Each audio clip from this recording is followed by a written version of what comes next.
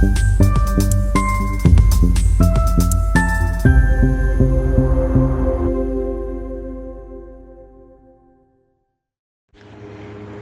देश के 140 करोड़ लोगों के सम्मान, स्वाभिमान और एकता का प्रतीक है। भारत विविधताओं वाला देश है। अलग अलग मान्यताओं और आस्थाओं के बावजूद तिरंगा हम सभी को एकता के सूत्र में बांधता है। तिरंगे के आन बान शान के लिए लाखों वीरों ने अपना बलिदान दिया। हमें उन वीरों को श्रद्धांजलि देते हुए देश की सुरक्षित, सशक्त और विकसित राष्ट्र बनाने का संकल्प लेना चाहिए। प्रधानमंत्री नरेंद्र मोदी के आह्वान पर शुरू हुए घर घर तिरंगा अभियान अब सरकारी कार्यक्रम नहीं बल्कि जन आंदोलन बन चुका है। इस बार अभियान इसलिए भी विशेष है क्योंकि देश वंदे मातरम के 150वें वर्ष का उत्सव मना रहा है। मैं देशवासियों से आग्रह करता हूं कि वे वंदे मातरम का गायन करते हुए वीडियो बनाकर सांस्कृतिक मंत्रालय के पोर्टल पर अपलोड करें। पिछले वर्ष सवा 7.5 करोड़ से अधिक लोगों ने तिरंगे के साथ सेल्फी अपलोड की थी।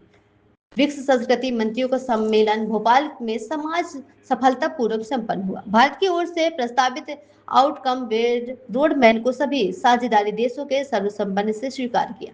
कलाकारों की साझा रिस्पॉन्सिबिलिटीज, चोरी हुए सांस्कृतिक परंपराएं के रेजिक्यूटेशन और साझा विरासत ने स्थलों में यूनेस्को वर्ल्ड हेरिटेज सूची में शामिल कराने के लिए मिलकर प्रयास करने पर सहमति बनी। भोपाल सम्मेलन मेरे सबसे सफल अंतर्राष्ट्रीय सम्मेलनों में से एक रहा।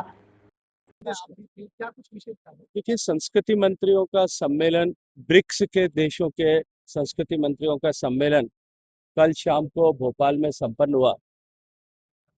क्योंकि इस बार भारत सरकार के पास में ब्रिक्स की अध्यक्षता का वर्ष है। 14 देशों के प्रतिनिधि, जिसमें मेंबर कंट्रीज और पार्टनर 4 कंट्री चाबी के प्रतिनिधि, सबके मंत्री और मंत्री स्तरीय डेलीगेशंस वहां थे। सामान्यतः जो विषय इसमें चिन्हित होते हैं उस पर 4 स्तर पर वार्ता होकर के मंत्री स्तरीय बैठक में उसका ड्राफ्ट जो है एक डिक्लेरेशन के रूप में बनता है।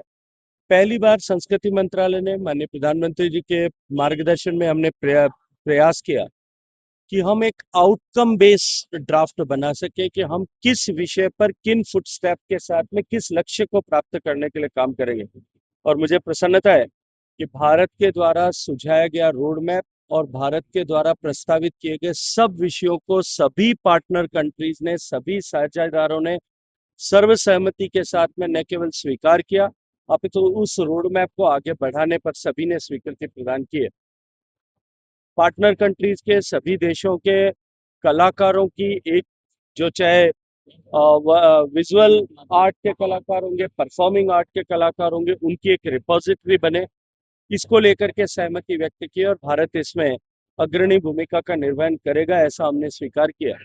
इसके अतिरिक्त कल्चरल प्रॉपर्टीज जो है देशों से निकल करके चोरी से या किसी अन्य रास्ते से जो बाहर चली गई है, उनके रेस्टिट्यूशन के लिए उनको वापस लाना, वो केवल उस देश का नहीं, उसके लोग का पुरातात्विक महत्व की संपदा होने के नाते अधिकार नहीं है, वो उनका एक लिगेसी और सेंटिमेंटल जो है वैल्यू वाला सब्जेक्ट भी है, वो वापस पहुंचे। इसके लिए भी सब देशों ने जो है एक साझा रणनीति के तहत काम करने का भरोसा व्यक्त किया है। और एक ही निर्णय और भी हुआ है कि यूनेस्को की वर्ल्ड हेरिटेज साइट में जहां एक ही प्रॉपर्टी को एक साल में एक ही मॉन्यूमेंट को इंस्क्राइब कराने की अनुमति होती है, सुविधा होती है, हम ब्रिक्स देश साझा रूप से इस तरह के नॉमिनेशन हमारी साझी विरासत का कर सके, इसके लिए भी प्रयास करने के ऊपर सहमति हुई है।